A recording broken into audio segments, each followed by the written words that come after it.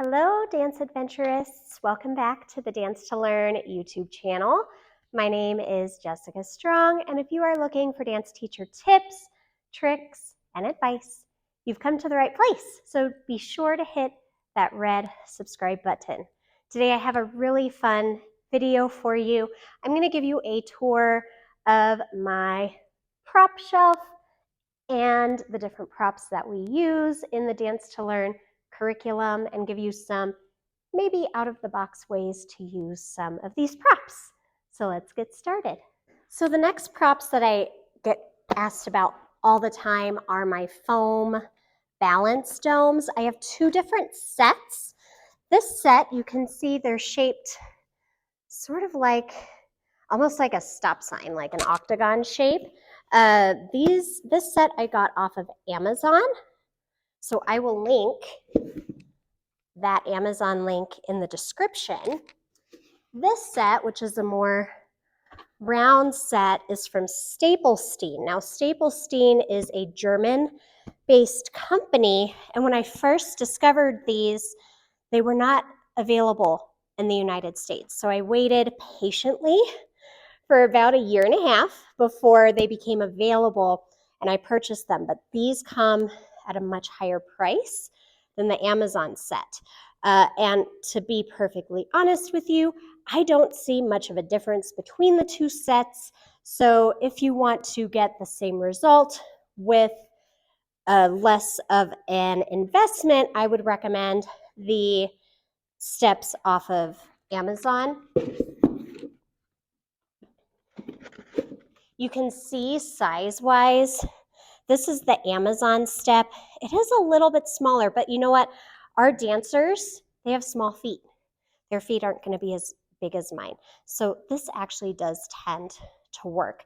But let me show you some ways that you could use these domes in your class. And what I love about them, because they are hard, they don't collapse. These aren't like those plastic ones that, you know, your dancer steps on it and it just kind of it collapses under their weight. So these are much safer to use. They also don't slide.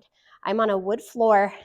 They don't slide. I've used these on all types of floors, and they work great for different flooring types.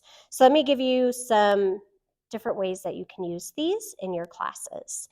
So the most obvious way to use these is obviously we do all of our static balances.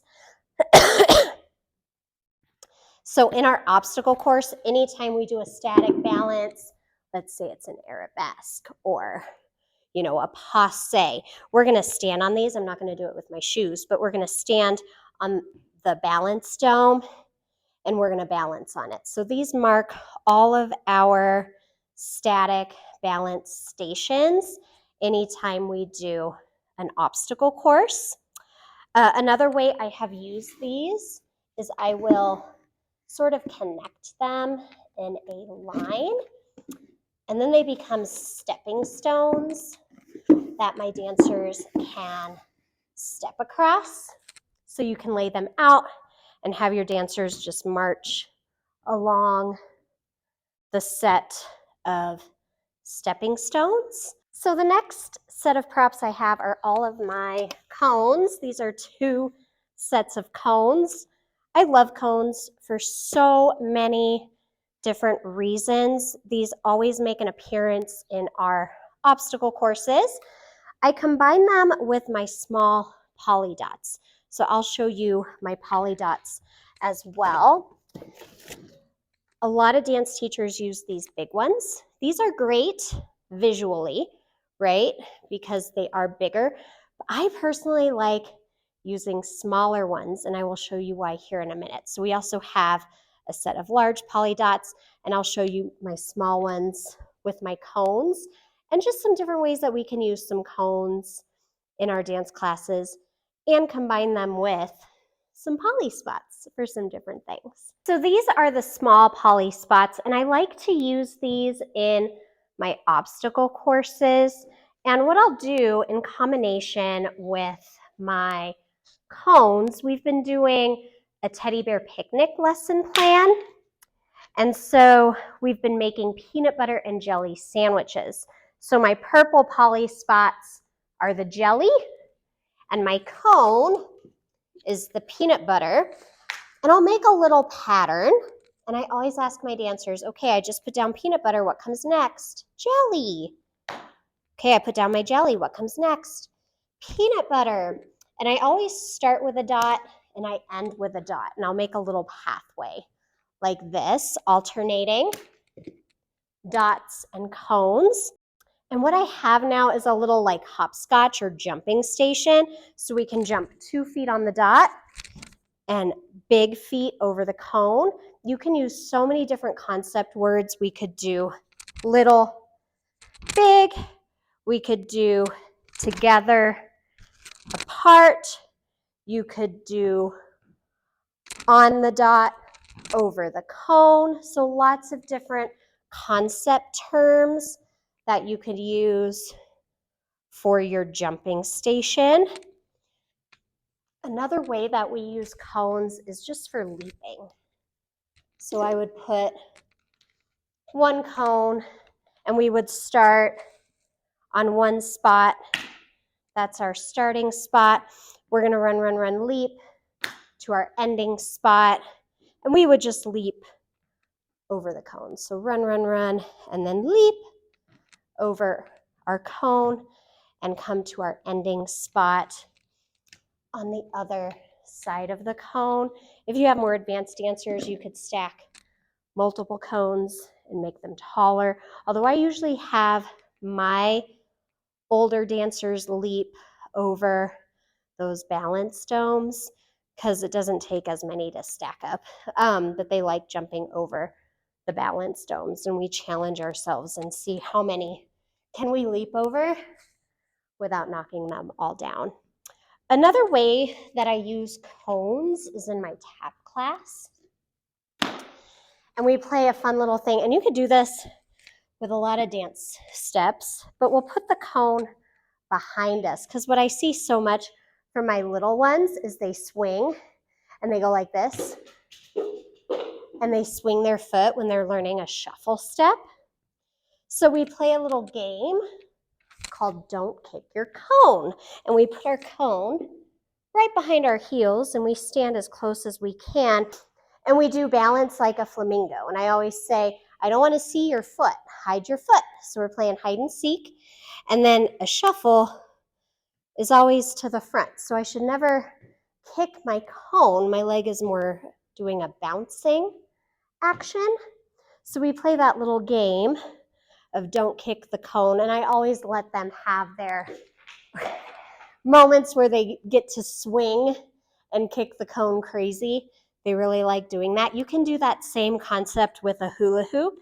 If you don't have a cone, you could have them stand inside the hula hoop and tell them, don't kick your hula hoop, and have them practice those smaller brushes with their shuffle steps. So if you're seeing that big swinging action with shuffle, that's a little game that we play with our cones. So my next prop that I have on our prop shelf, this is our fairy catcher. This is more of a classroom management prop. So I'll show you a couple different ways that I would use this in different classes and different settings. So in my classroom, I create some waiting spots for my younger dancers when we're dancing across the floor. I don't know if you can see it, but I have some purple tape on the floor. And so for my ballet classes, I want to try to avoid running. So I don't want all of my dancers to get up and run, because then it's going to take that much longer to get them back self-regulated, calm, so that we can move on. So what I do when it's time to transition from our learners circle, which is where we start our class, over to our waiting spots, I use my fairy catcher, and this is so cute. So I always tell my ballerinas that our fairies like calm and quiet classrooms. If we get crazy and out of control, we won't be able to catch a fairy. So I'll usually open the lid and I'll tell my dancers, okay, I'm gonna leave my fairy catcher over here for the start of class, and then we're gonna check later and see if we caught anything. So she kind of sits over here for our warm-ups and our learning circle at the start of class. Then it's time to transition for developing skills in our obstacle courses. So I'll call all of my dancers one dancer at a time. So I'll say, dancers, listen for your name.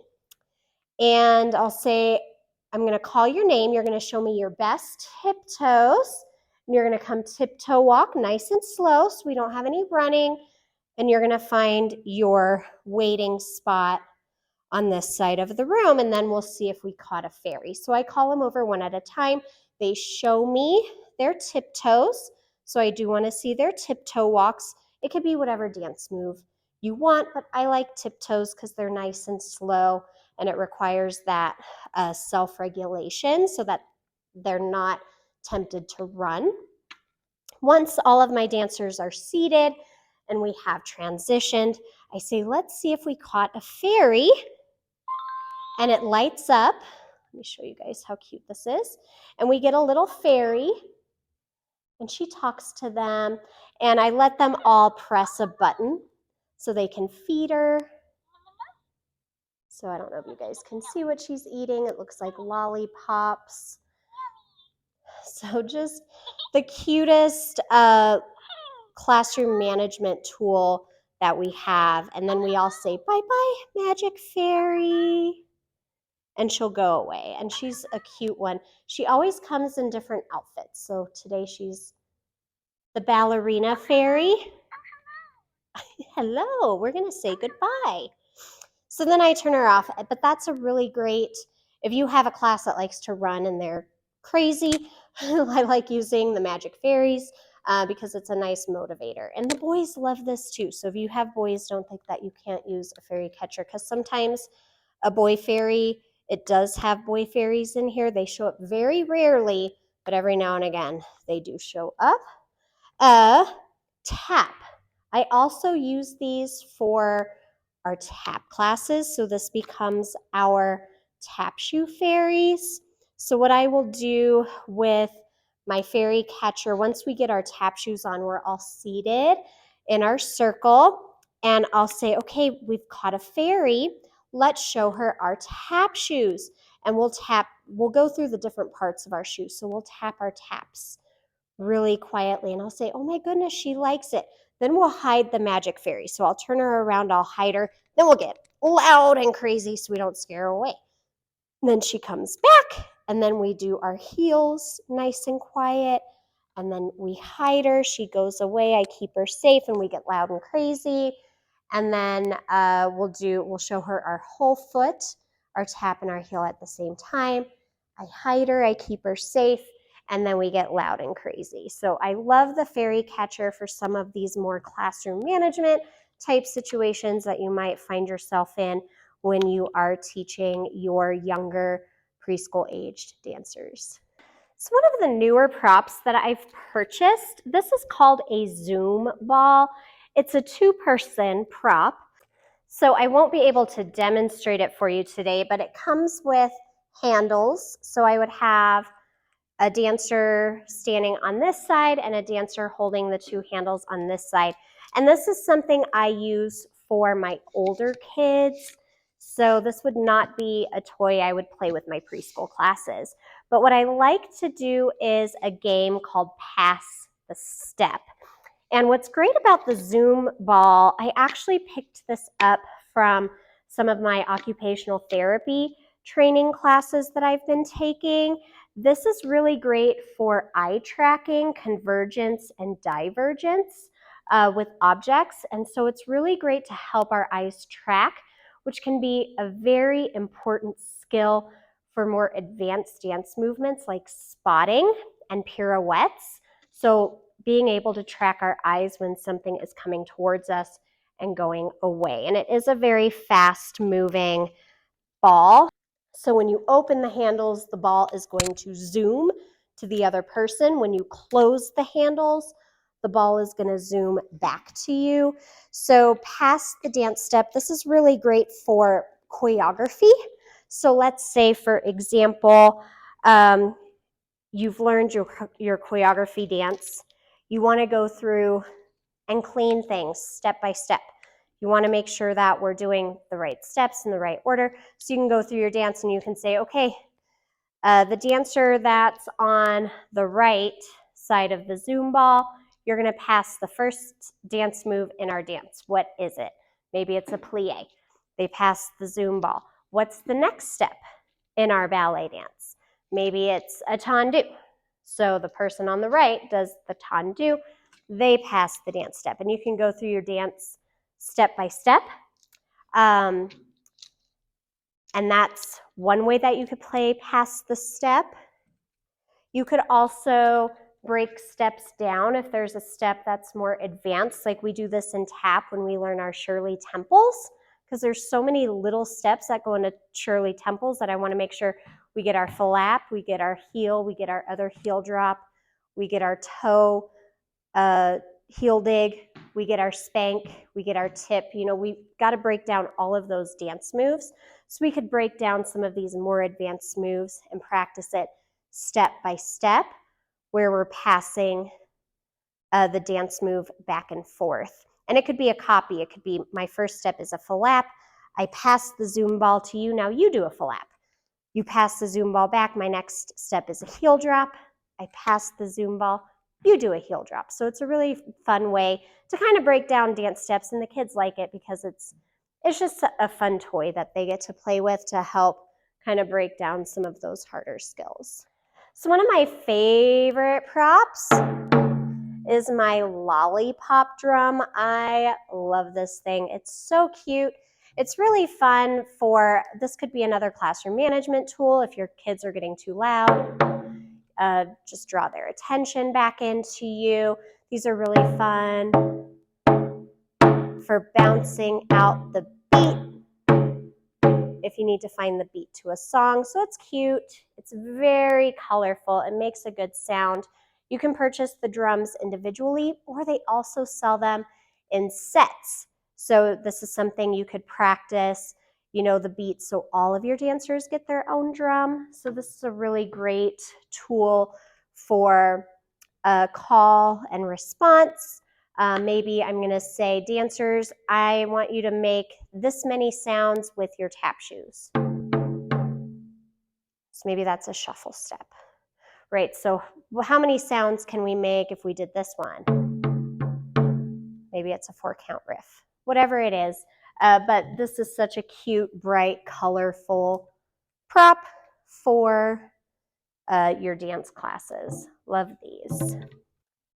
So in my square boxes, we just have teddy bears. We use these a lot in Mommy and Me. Teddy bears are so great to have. We do a teddy bear picnic lesson plan, and our teddy bears come with us, and we hide them around the room, and we have to find them. They're really fun to put in a parachute, and you can play popcorn, and because they're soft, if they fly out, they're not going to hurt if they hit somebody when they fly out of the parachute. So that's a fun little game.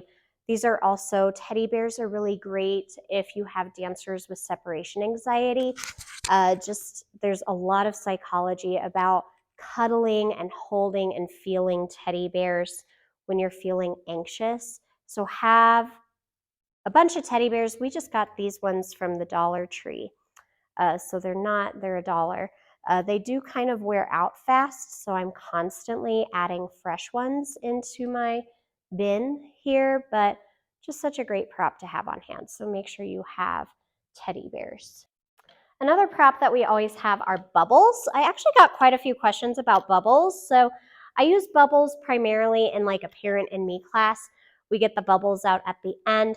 Bubbles are actually a very good developmentally appropriate toy just for hand tracking because they have to track the bubbles in order to pop them. So I love bubbles for that. They're also a great breathing tool. So if your class is kind of crazy, you could practice some breathing exercises. So give everybody a wand And now blow the bubbles, just to kind of get some breath in there. I always get questions about the floor. So I teach on a wooden floor, and I do not find anything that the bubbles negatively impact the floor. At the end of class, I usually just wet a paper towel and I'll dab the floor and kind of clean up any bubble spots that we get. And honestly, if I don't get to cleaning it up, like if I teach a back-to-back class and I can't clean the bubbles up right away, it doesn't leave any kind of weird film or residue on my wooden floor. I have not used the bubbles on Marley, so that would be something that you guys would have to test out on a Marley floor, so I can't speak to that. But bubbles are so much fun, so great for different exercises. They're a lot of fun for kids. I like to end class with bubbles because it is a activity that's going to get the kids excited when the bubbles come out. So rather than start with that, it would be something that I would do at the end of the class to kind of get them excited about popping the bubbles. All right, you guys, I think that's primarily all of the props that are on my prop shelf. If there was something that you see behind me that you'd like to learn more about, let me know in the comments and maybe I can come back and do a part 2. There's also so many props that I have in my suitcase that I didn't even get to today. So there's even more props and ideas in there. So if you guys do want a part 2 and you want to see what's inside my suitcase and the other props that I bring to class, just let me know in the comments down below. I'm more than happy to put together a part 2 to this prop video. Let me know also down in the comments if there was a prop that was your favorite or if there was a different way to use the props that maybe you wouldn't have thought of before. So let me know what you think of this video. I'm here for you guys. So again, leave me comments so I know what you like, what you don't like, what you'd like to see more of, and I'm more than happy to come back for more prop videos for you guys. And again, if you are looking for dance teacher tips, tricks, and advice, this is the place to be. So make sure that you hit that red subscribe button down below. I'm Jessica Strong with Dance to Learn, and thank you for joining me on today's YouTube video. Bye, everyone.